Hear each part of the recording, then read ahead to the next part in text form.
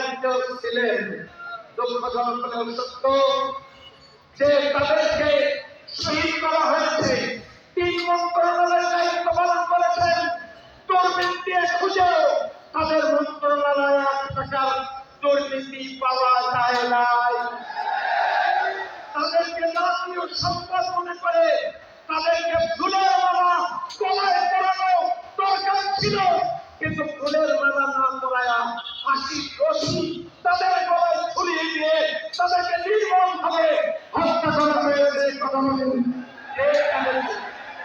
জামাত ইসলামের অফিসগুলো বন্ধ, সারা দেশের কোন অফিস খুলতে না হয় নাই।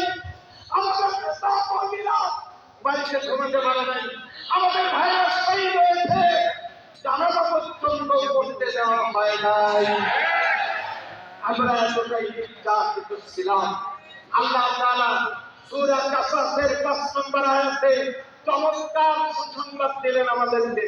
আল্লাহ বলেন, আমি চাইলাম সেই দেশে যাদেরকে দুর্বল করে রাখা হয়েছিল তাদের প্রতি অনুগ্রহ করতে। আল্লাহ আমাদের প্রতি অনুগ্রহ করছেন না করেন নাই? এবং তাদেরকে নেতা বানাতে।